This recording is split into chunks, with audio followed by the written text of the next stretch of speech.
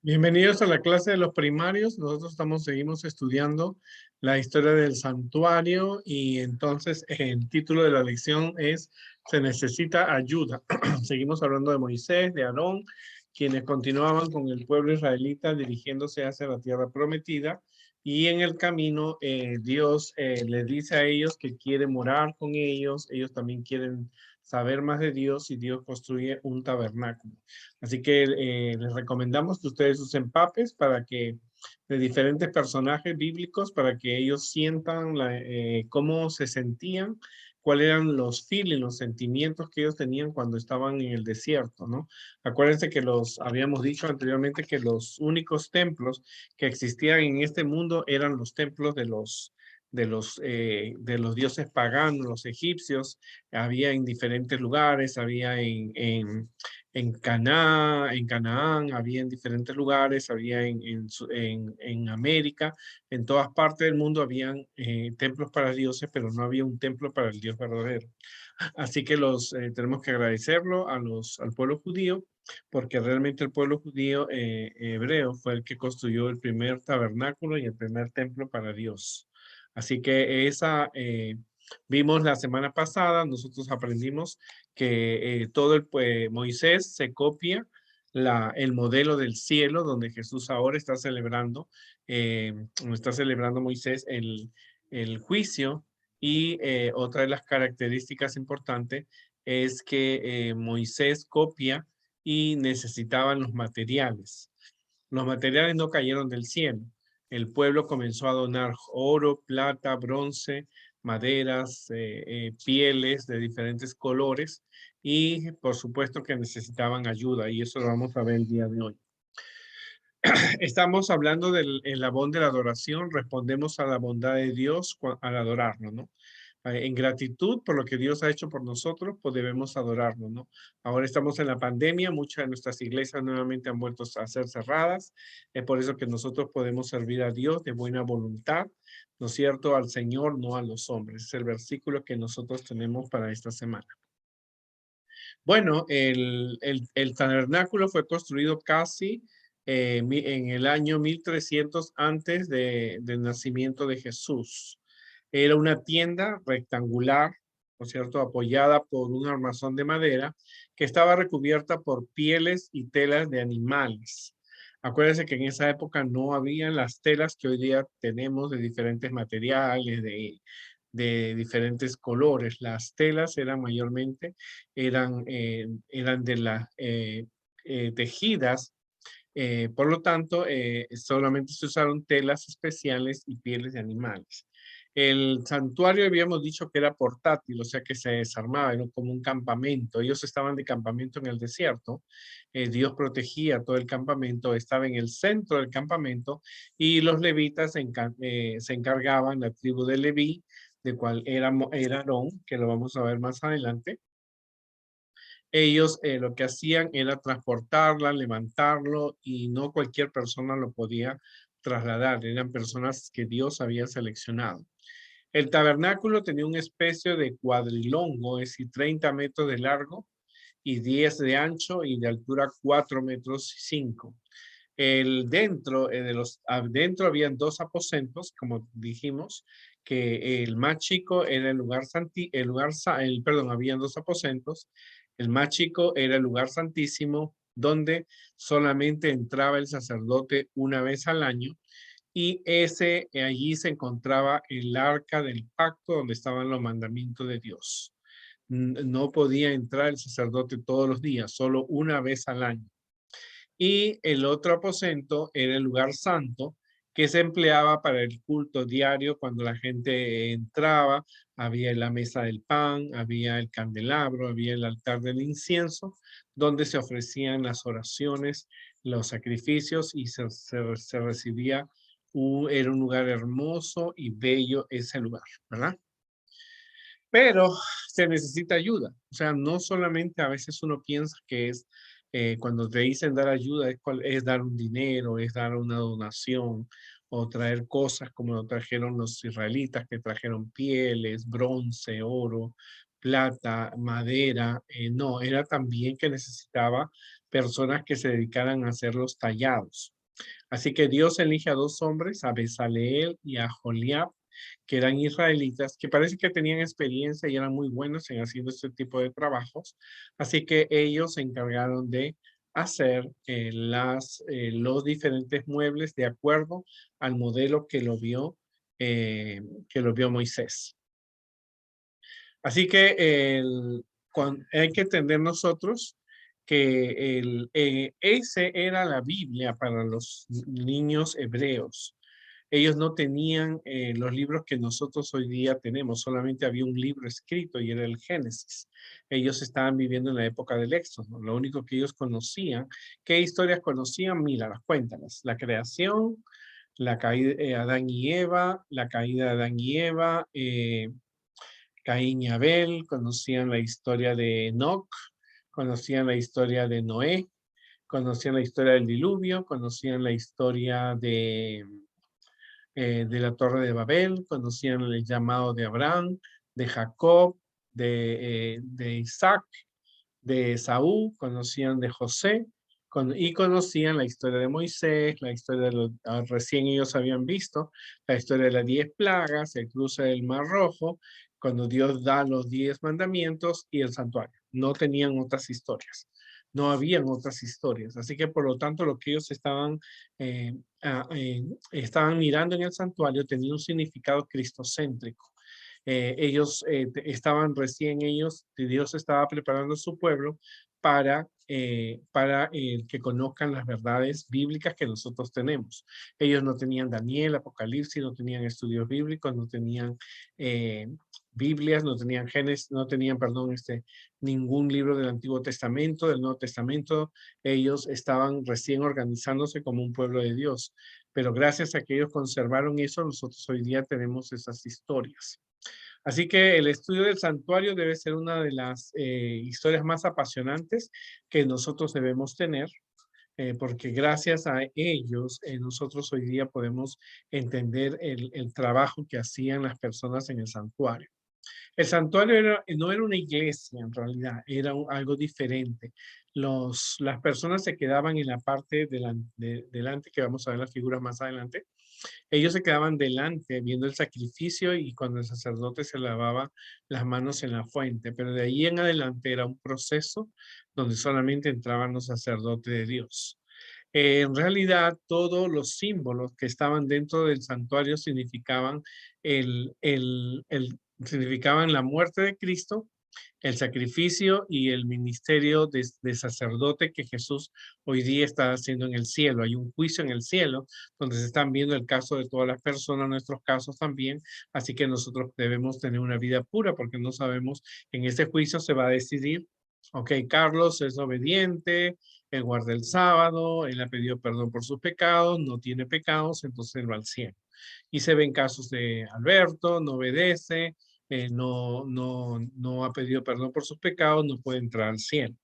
Entonces, ese es el juicio que se está celebrando. La iglesia adventista, la única doctrina que diferencia de todas las otras iglesias es que nosotros tenemos el santuario. El santuario ilustraba tres cosas en el ministerio. El sacrificio sustitutivo, o sea, que Jesús murió como un cordero. Ellos veían un corderito, llevaban los israelitas un corderito, una vaca, un toro, que no tenía ninguna mancha, lo llevaban para el perdón de sus pecados. Eso tenía un significado, significaba que un día Jesús iba a morir como un cordero, ¿verdad? La mediación sacerdotal significaba que Jesús, cuando retornó al cielo, empezó un juicio, ¿no es cierto?, para ayudar, ¿no es cierto?, a las decisiones de nuestra vida. Si los que están buenos van a ir al cielo, los que no van a ser condenados. Y por supuesto, el juicio final es cuando Jesús venga, significaba que va a haber una sentencia. El sacerdote una vez al año entraba para pedir el perdón de todo el pueblo. Tenía dos corderitos, un cabrito, perdón, nos soltaba al desierto.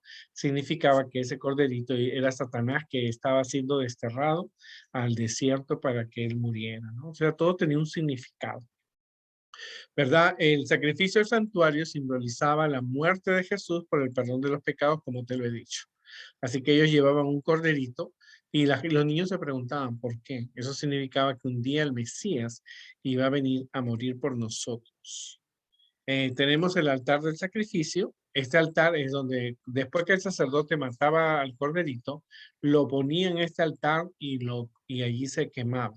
El sacerdote podía coger parte de esa carne que cuando estaba cocinada para comerla y la otra parte quedaba ahí como sacrificio. Esto, el altar ardía todo el tiempo, había fuego y se quemaban los sacrificios. Era el símbolo del sacrificio de Cristo porque Cristo muere en la cruz. O sea que ese era el altar. Ahora, acuérdate, cuando Jesús muere en la cruz ya no hay necesidad de hacer más sacrificios. O sea, esto significaba que Jesús iba. Ahora, acuérdate que la figura anterior vimos en que todos los muebles tienen una forma de cruz. Ahora, en este altar se derramaba la sangre porque es imposible acercarse a Dios sin sacrificio y sin derramamiento de sangre. Así que la sangre de Cristo cuando es derramada en la cruz es la que nos da la libertad, ¿no es cierto? Y entonces la libertad del pecado. Y entonces esa sangre era el símbolo de ese corderito que moría, ¿no? Tenemos que entender eso, que había derramamiento de sangre. Hoy día no necesitamos hacer más sacrificios de animales porque Jesús es el Cordero que de Dios que quita el pecado y murió en la cruz. El sacrificio de Cristo, como te digo, esta es la parte que el pueblo miraba. El pueblo miraba aquí, no miraba lo que pasaba dentro. Era muy diferente a nuestras iglesias. Aquí lo que ustedes ven, el altar del sacrificio siempre estaba caliente porque la gente venía a dar sus sacrificios. Eh, era la entrada y luego aquí el segundo mueble que tiene en forma de copa viene a ser la fuente de agua. Ese era de bronce y estaba hecho de los espejos de las mujeres, porque en ese tiempo no había el vidrio que nosotros tenemos hoy día. Ellos usaban el brillo del bronce para poderse ver los rostros. Luego tenemos la fuente de bronce, como te digo, fue hecho del espejo de las mujeres. Representa la palabra de Dios y la santificación, ¿no?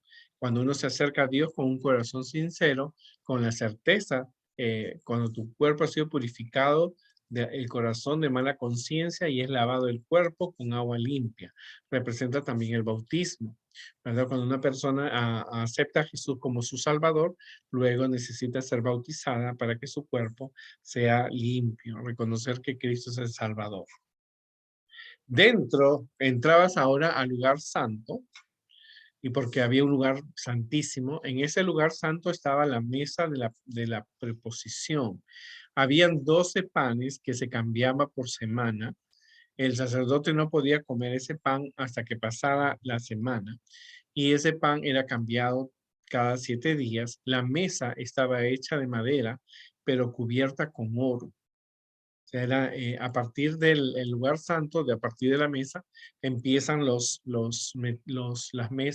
materiales hechos en oro, así que valían una fortuna.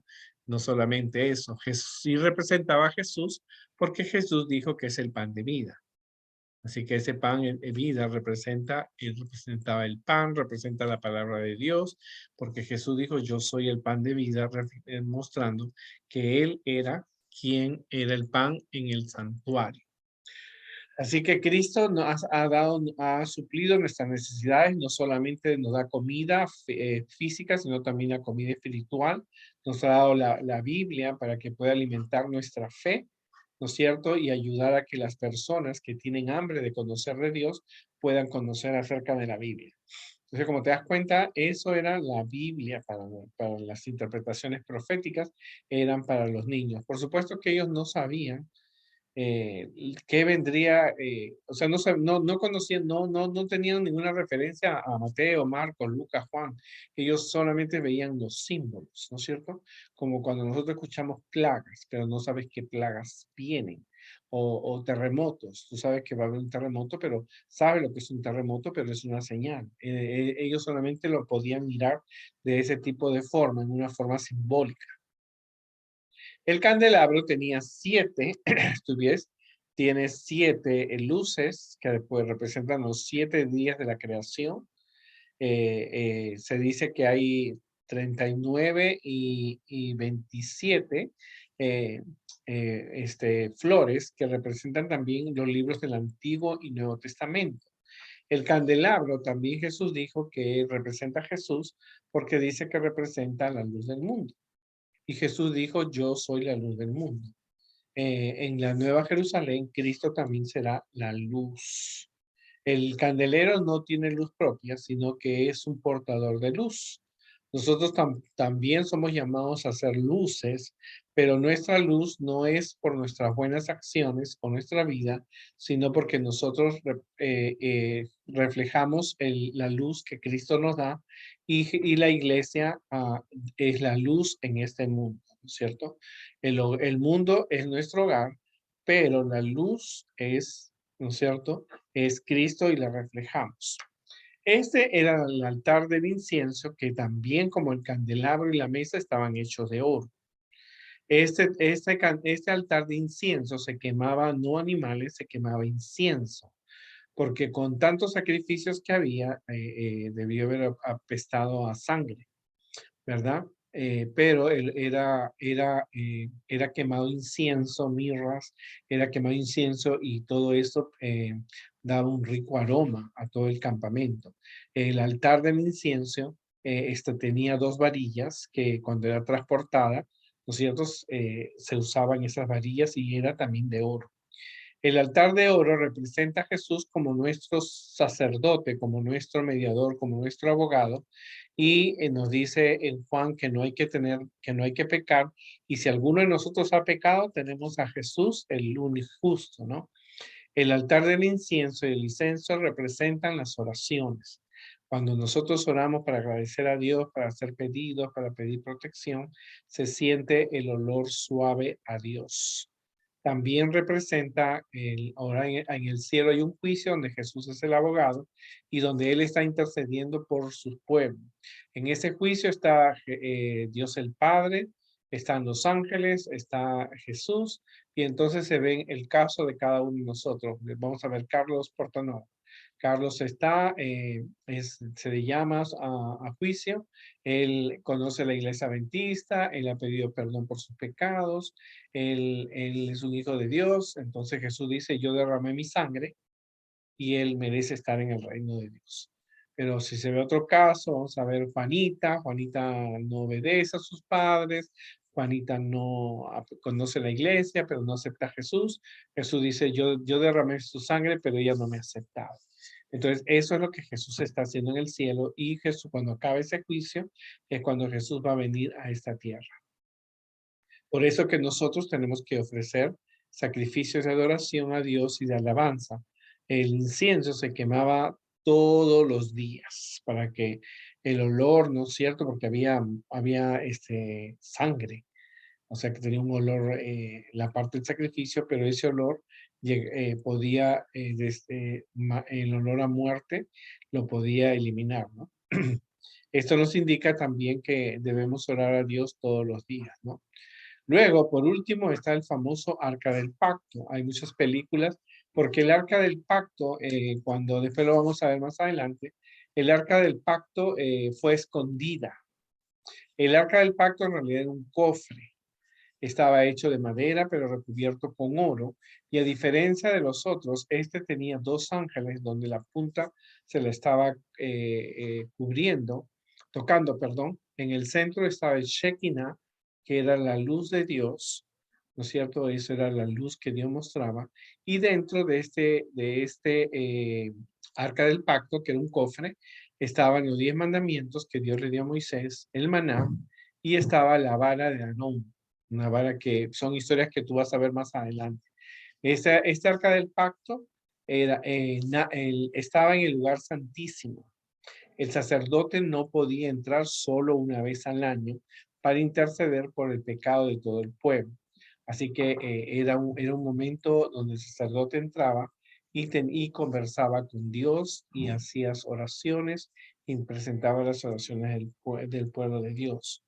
El arca, cuando te lo voy a decir ahora para que tú sepas, el arca cuando el pueblo de Dios se alejó, unos hombres reverentes a Dios lo escondieron en un lugar en Israel, no sabemos dónde, y el arca está escondida y contiene los 10 mandamientos, un poco de maná y la vara de Aarón. Y fue escondida y hasta el día de hoy no sabemos dónde se encuentra.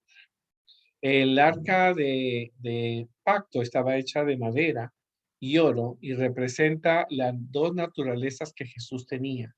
La madera representaba la parte humana y la divina era el oro, ¿no?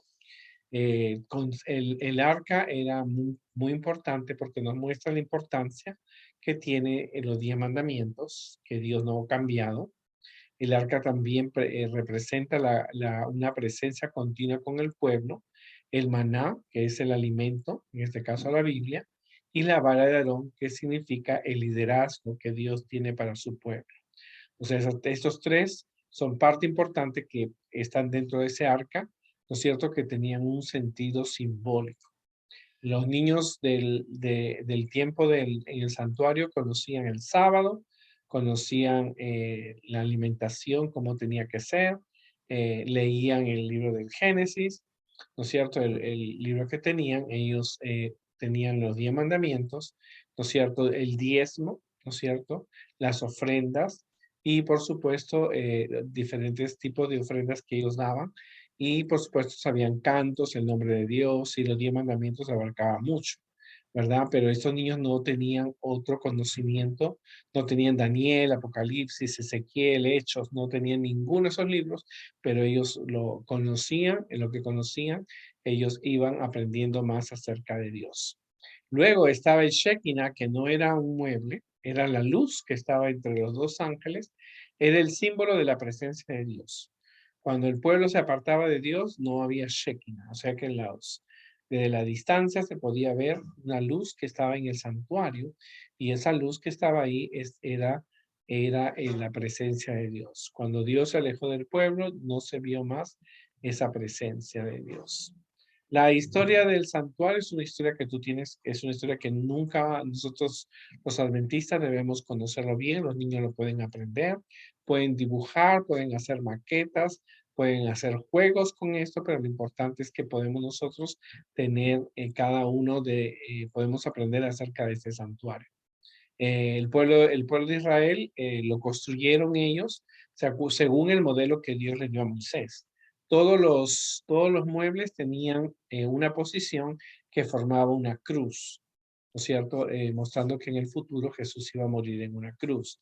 Esto era la parte profética que tenían los niños hebreos. Hoy día tú conoces la estatua de Daniel, las bestias de Daniel, las profecías del Apocalipsis. Ellos no lo tenían todo eso, pero lo que ahorita ellos debían aprender era la presencia de Cristo como el Salvador del mundo. Este era el mensaje. Tristemente los sacerdotes no dieron un buen mensaje, ¿no es cierto? Porque ellos no esperaban un Mesías que viniera a morir, ¿no? A pesar de todas las profecías que vendrían más adelante, los niños sabían de que algún día el Mesías iba a venir a salvarlos a ellos del pecado. La historia del santuario es una historia que tienes que conocerla. No se estudia en un sábado, requiere mucho tiempo, mucha dedicación, mucha comprensión.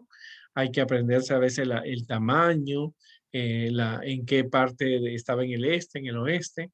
Nosotros estamos dando solamente una visión general para que tú puedas ver y aprender que cada uno de estos muebles tenían un significado cristocéntrico.